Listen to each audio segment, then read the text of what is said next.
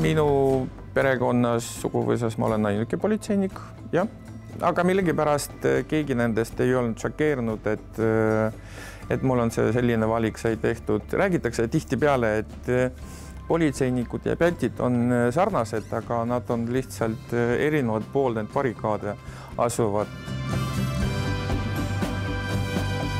Ma ei olnud poiss ja asi on sellest, et politseinik selleks, et politseinik olla, et on vaja olla keskmisest natukene nahaalsem, julgem, kindlam ja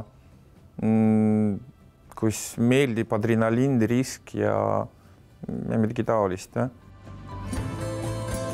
Minu esimene nädalavahetus autoinspektsioonis, kui oli täitsa noor, täitsa roheline, tulin tööle ja öeldi, et tuleb politseioperatsioon, et see oli ilmselt, kas kõik puhuvad, midagi taolist, kus kogu transpordi, mis Piritalt tuli kesklinna suunas, peatati kõike, kontrolliti, puhuti läbi.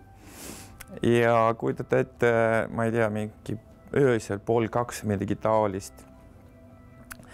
Mitmest reast tekitatud üks ja seal on kasiil ette valmistatud igaks juhuks ja raske tehnika tee sulgemiseks.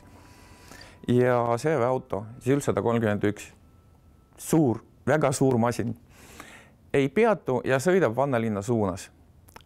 See oli, ma ei tea, see oli midagi sellist, mis siiamaani nagu on meeles, kui vilkurid, sireenid, korraga 10 autol, et siis parimees, kes on roolis, karjub mulle, et davai, tulista, me olime esimene. Kohe esimene siin selle suure rehvi kõrval. Aga mul ei olnud veel teenistusrelva väljastatudki. Ei ole millestki.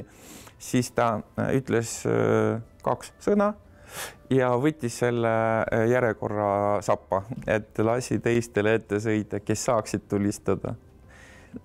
See oli nagu tõesti anekdoot. Ja ükski püstolikuul ei saanud seda rehvist läbida, ainult automaadiga. Ja oligi ainult automaadi valanguga saadi rehvi tühjaks.